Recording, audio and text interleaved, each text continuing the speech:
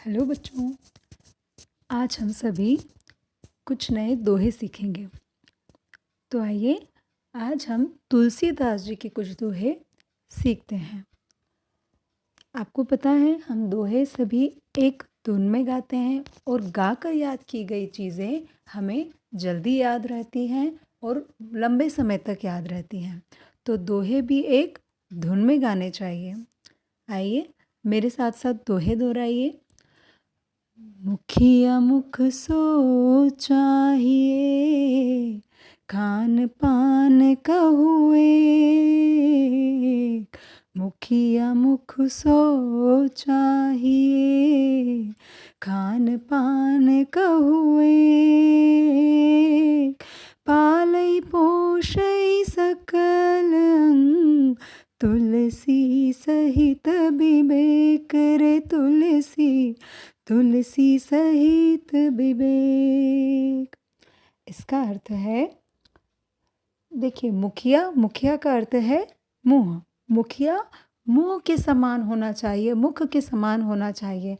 जैसे हम भोजन करते तो मुंह से हैं, लेकिन वो भोजन सारे शरीर को लगता है। हमारा मुंह भोजन ग्रहण करता है, लेकिन उसका लाभ वो पूरे अंग को देता है। वैसे ही परिवार का मुखिया भी मुख के समान होना चाहिए। मुख अर्थात मुंह। पालई पोषई, पालन पोषण करना। सकल यानी सभी। विवेक सोचने समझने की शक्ति, कि कैसी भी परिस्थिति हो, अच्छी या बुरी या मुसीबत में, आप किस तरह सोचते हैं, क्या सही फैसला लेते हैं या नहीं ले पाते हैं। तो हर परिस्थिति में सोचने समझने की क्षमता को विवेक कहते हैं। तुलसीदास जी कहते हैं कि मुखिया मुख के समान होना चाहिए, जो खाने पीने को तो अकेला है, लेकिन विवेक पूर्वक सब अंगों का पालन पोषण करता है। अगला दोहा है, राम नाम मनि दीप धरु, जीह दे हरिद्वार। राम नाम मनि दीप धरु, जीह दे हरिद्वार। तुलसी भीतर बाहर हूँ, जो चाहसी उजियार रे तुलसी, जो चाहसी उजियार। जिस तरह घर में और घर के बाहर रोशनी एक साथ करने के लिए हम घर के दरवाजे पर दिया रखते हैं। घर के दरवाजे पर दिया रखने से उस दिए की रोशनी घर के अंदर भी आती है और घर के बाहर भी आती है। वैसे ही जब हम भगवान राम का नाम अपनी जीभ पर रखते हैं, अपने मुंह से भगवान का नाम लेते हैं, तो हमारा मन तो शांत होता ही है, साथ ही सभी लोगों में हम आदर का पात्र बनते हैं। क्योंकि जो राम नाम का जाप करते हैं, लोग उन्हें सम्मान देते हैं, उनका आदर करते हैं, क्योंकि वे मानते हैं कि ये व्यक्ति अगर राम को मानता है, मतलब ये कोई गलत काम नहीं कर सकता। तुलसीदास जी कहते हैं कि हे मनुष्य, यदि तुम भीतर और बाहर दोनों ओर उजाला चाहते हो, तो मुख रूपी द्वार की जीभ रूपी दहलीज पर राम नाम रूपी मणिदीप को रखो। मुख रूपी द्वार यानी मुंह का द्वार, और जीभ रूपी दहलीज, हमारे घर की जो दहलीज होती है, घर के अंदर और बाहर की जो दहलीज होती है, डेल जिसे कहते हैं, उसे दहलीज कहते हैं। तो दहलीज पर राम नाम का दीपक रख लेना चाहिए। मणिदीप, मणि की तरह चमकता दीपक। जीह का अर्थ है जीभ। देहरी, शरीर की। चाहसी, इच्छा।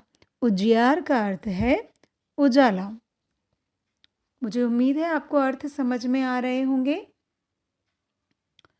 अगला दोहा है, तुलसी मीठे बचन ते, सुख उपजत चहुँ। तुलसी मीठे बचन ते सुख उपजत चहुर। बसीकरण एक मंत्र है परिहरु बचन कठोर रे तुलसी परिहरु बचन कठोर। उपजत, उपजत का अर्थ है उत्पन्न होना यानी पैदा होना, चहुं ओर चारों ओर। तुलसीदास जी कहते हैं कि मीठे वचन बोलने से चारों ओर सुख उत्पन्न होता है। जो मीठे वचन वशीकरण के मंत्र के समान है। मीठे वचन वशीकरण के मंत्र के समान है का अर्थ है दूसरों को वश में करने वाला। जब हम प्रेम से किसी से बोलते हैं तो वो व्यक्ति प्रेम के कारण हमारे वश में आ जाता है, हमारी सभी बातें मानता है। परिहरु का मतलब है त्याग देना, छोड़ देना। वचन कठोर, परिहरु वचन कठोर। तुलसीदास जी कहते हैं कि मीठे वचन कहने से चारों ओर सुख उपजता है, सुख उत्पन्न होता है। मीठे वचन वशीकरण के मंत्र के समान है, इसलिए हमें कठोर वचन को हमेशा के लिए त्याग देना चाहिए। कभी किसी से कठोर वचन नहीं कहना चाहिए, कभी किसी को ऐसी कोई बात नहीं कहनी चाहिए जिससे उसके मन को ठेस पहुँचे। आइए अगला दोहा सीखते हैं। दया धर्म का मूल है, पाप मूल अभिमान। दया धर्म का मूल है, पाप मूल अभिमान। तुलसी दया न छाड़िए, जब लग घट में प्राण रे तुलसी जब लग घट में प्राण। मूल का अर्थ है जड़।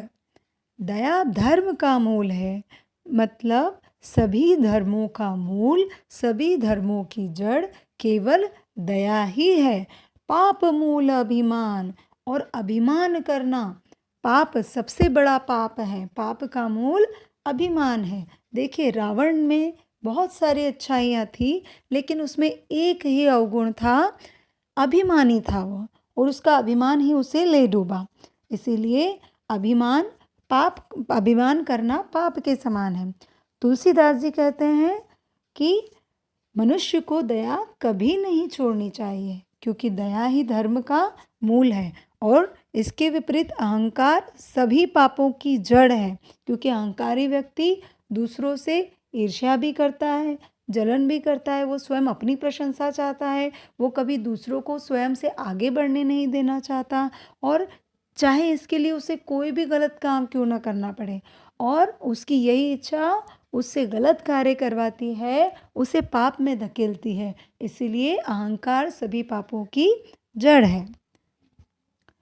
तुलसी दया न छाड़िए, जब लग घट में प्राण। तुलसीदास जी कहते हैं कि जब तक शरीर में प्राण है, हमें दया का त्याग नहीं करना चाहिए। आवत ही हरि से नहीं, नैनन नहीं सने। आवत ही हरि से नहीं, नैनन नहीं सने। तुलसी तहाँ न जाइए, कंचन बरसे में रे तुलसी कंचन बरसे में। जिस जगह आपके जाने से लोग प्रसन्न नहीं होते हों, जहाँ लोगों की आंखों में आपके लिए प्रेम या स्नेह ना हो, वहाँ हमें कभी नहीं जाना चाहिए, चाहे वहाँ धन की बारिश ही क्यों ना हो रही हो। आवत ही हर्षे नहीं, यानी आने से। हर्षे का अर्थ है खुश होना। नैनन आँखों में, नेत्रों में। स्नेह स्नेह या प्रेम। कंचन का अर्थ है सोना। मेह मेघ या बादल। जहाँ ऐसे स्थान पर कभी नहीं जाना चाहिए जहाँ पर आपके पहुँचने से किसी को प्रसन्नता ना हो, किसी को खुशी ना हो। जहाँ लोग आपके आने से खुश ना हों, जो आपसे प्रेम ना करते हों, ऐसे जगह कभी नहीं जाना चाहिए। चाहे वहाँ वहाँ कितनी भी सुख के साधन हो, कितना भी आराम हो, चाहे कितनी भी धन की वर्षा होती हो, लेकिन जहाँ आपको प्रेम और सम्मान नहीं मिलता, वहाँ कभी नहीं जाना चाहिए, क्योंकि वहाँ पर आपके अपमान होने की संभावनाएँ रहती हैं। तो हम तो कभी नहीं चाहेंगे कि हम कहीं किसी के घर जाएँ और वहाँ पर हमारा अपमान हो, हमारी इंसल्ट हो। तो ऐसी जगह मत जाओ जहाँ आपको प्रेम और सम्मान ना मिले। बच्चों, मुझे उम्मीद है आपको सभी दोहे बहुत अच्छे से समझ में आ गए होंगे। आपको ये सभी दोहे कंठस्थ करना है, बहुत अच्छे से याद करना है और इन सभी प्रश्नों के उत्तर आपको लिखना है। आपके लिए होमवर्क यह है कि आप सभी दोहों को अपनी कॉपी में नोट डाउन करेंगे, सारे शब्दार्थ भी लिखेंगे और उसके बाद आप सभी प्रश्नों के उत्तर लिखेंगे।